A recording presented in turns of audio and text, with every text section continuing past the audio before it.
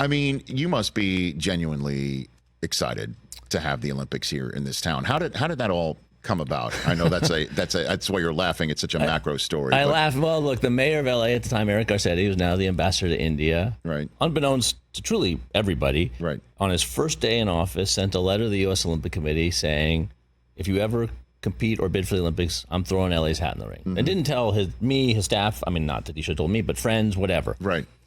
And, 6 or 8 months later, they decide to evaluate whether they should bid, because you remember they lost in 12 in New York, 2016 Chicago. Mm-hmm. They took the 2020 bid off because they were so dismayed that they essentially got first round eliminated for both those bids. Mm-hmm. And they're like, okay, we got to try this again. And so they ran this process, and he asked me, hey, I have a bid. We need a CEO. Do you have any ideas? I gave him a few friends who are at the end of their careers or retired or in between jobs, would be good for like a 6-month project to go put a bid together. Mm-hmm. And I said, but by the way, this is a terrible idea because we're going to lose. Like, the IOC does not love America, generally speaking, mm-hmm. just for the record. So mm-hmm. bad idea, but here's some people. Calls me back a few weeks later, says, why don't you do this? I said, well, first of all, in case you forgot, it's a bad idea. And second of all, I have a job, so I'm good. Like, mm-hmm. And then a month later, he goes, I hate to do this to you, but I'm the mayor and you have to do this. And I said, well, in case you forgot, this is a terrible idea. Mm-hmm. And it just proves the old adage that you can't win if you don't play the game. And so, got to be in it to win it. You do. And so we started this process, and the one thing we committed to each other was that we were going to do it our way, authentically. We weren't going to try and pretend to be stuffy Europeans. We were just two young, relatively young guys from LA. Mm-hmm. We were going to be authentically LA, embrace that we're a different kind of American city, and just compete. And started against Rome, Hamburg, Budapest, and Paris. And lo and behold, Hamburg first, then Rome, and then Budapest all dropped out for different reasons. Left with LA and Paris, and I had come up with this idea in that time zone, which mm-hmm. was like, Paris would have lost, one of two things was certain to happen in 2024 bidding. Paris would have lost 4 consecutive bids, mm-hmm. or the 3 largest cities in America would have lost 3 consecutive bids. And if you're the IOC, one of those two things happening is a bad result. And so I said, just give us each a games. Like, it's not like there's a list of 100 people who want these things. These are 2 incredible global cities. This is like declare victory from the jaws of defeat. Right. Not how they normally do things, but lo and behold, the more you talk about it, the more they think about it, the more they understand it. And so what started with a crazy idea became a reality in September 2017. And here we are, some 1,570 days away from opening ceremonies in LA. And so that's why it's Paris this summer and Los LA. Angeles? And it was this, dance of who was going to go when. We were always happy to go in 2028 because the risk of time, if you're building things, is construction, things escalate and expenses escalate. We have nothing to build permanently here. So time just allowed us to generate more revenue. Mm-hmm. And think about what's happened in the interim, since we got the games in 2017, SoFi opened, Intuit opened, massive renovation of the Coliseum, massive renovation of the crypto. Dodgers obviously have changed. Like the Rose Bowl is doing some renovations too. Like LA has changed dramatically, and right. so even by 2028, just on the non-facility side, all the infrastructure, airport, all those things. So we're really lucky to. And I didn't obviously know COVID was going to happen, so I'm glad I didn't have to try and generate revenue during COVID. Right. And lo and behold, 2028 is coming fast, and on October 11th, we'll take the flag in Paris, literally take the Olympic flag, and then we're next. And then bring it. We bring it home the next morning. Okay. We will hang it in City Hall, and then when we're done, we'll give it to Brisbane. Wow. So what in the world?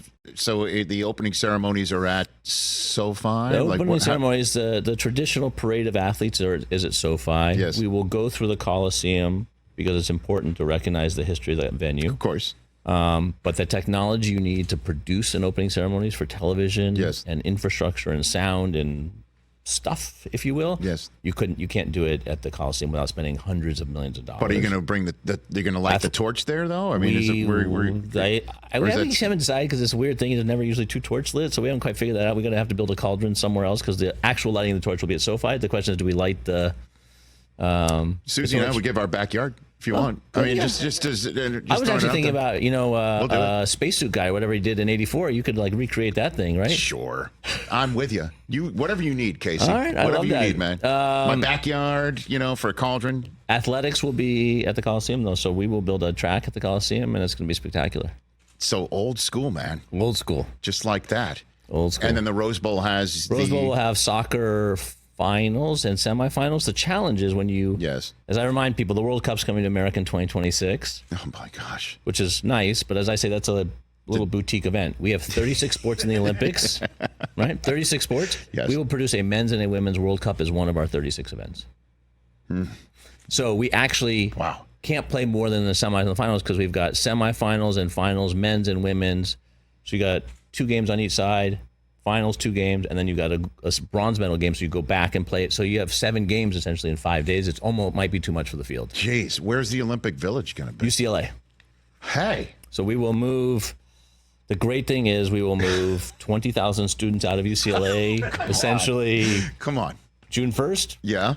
And then we will move 20,000 athletes in probably July 1st. So somebody's taking their finals, right? Yep. Theoretically.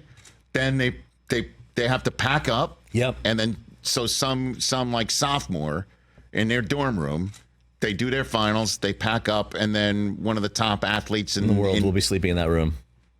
And then we got to get out so that they can start school again. That's right. I mean, the science, everyone's like, why is opening ceremony is July 14th, 2028? Yeah.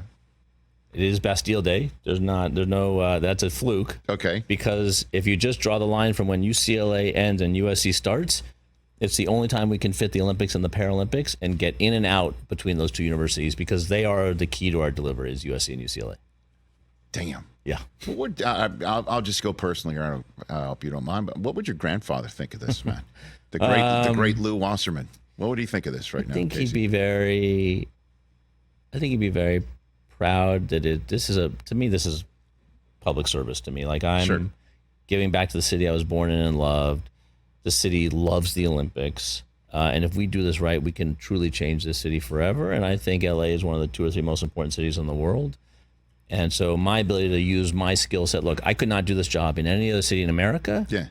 And I couldn't do this job if my day job wasn't my day job. So I'm like lucky that I have that day job and I live in Los Angeles. Because if this Olympics were in New York, obviously, it's a different perspective, right? We're not building things. This is not a construction project. This is a commercial project. Right. So my day job and my city are allowing me this opportunity. And so I'm willing to do this and work hard and have 2 jobs essentially. And I think he'd be very proud because the legacy of the games won't be buildings. The legacy of the games will be an incredible human impact that we could have for generations. Yeah, and I guess if it was in New York, you'd include New Jersey.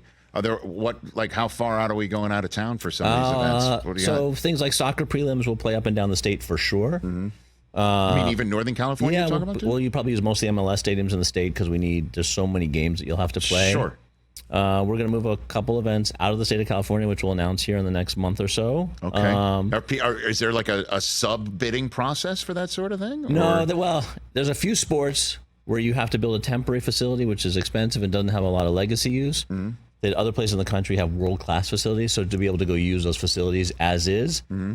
It sounds crazy because this country's so big, but we're unique in LA, but think about in Paris, like you can't sail in Paris. So sailing's in Marseille. Marseille is an hour and 45-minute plane flight from Paris. Right. So Paris is a small country relatively, but an hour and 45 plane flight from LA, you get to a lot of places to do another event. So it's not a crazy thing. It just sounds crazy because you're in a different state and it sounds different. Like Colorado, you're saying something I want to put words not quite Colorado, maybe a little further, maybe. But really? Like in Paris, they're doing surfing in Tahiti. French Polynesia. Okay. So we are not surfing in Hawaii. No, that is the follow-up right there. Yes, it is the follow-up. Funny enough, in the summer, there's not great waves in Hawaii, so we'll be surfing in Southern California. There are some great beaches here in Southern California. For you, I think you should call flag football in the Olympics. I mean, come on.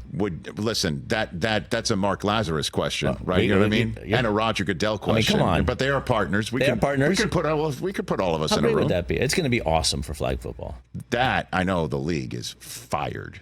They're fired up. And you know that in 1932, it wasn't flag football, it was American football. They didn't have other countries, but they had 4 west, they had north, east, and south team playing 11-on-11 football, and like Pop Warner was one of the coaches of the 1932 Olympics. It was a demonstration sport in 1932. Well, I know a ton of NFL players have said they want to do this. Oh, it's crazy. Like, it's crazy how excited they are. Catch the Rich Eisen Show every single day on the Roku channel, 12 to 3 Eastern, for free.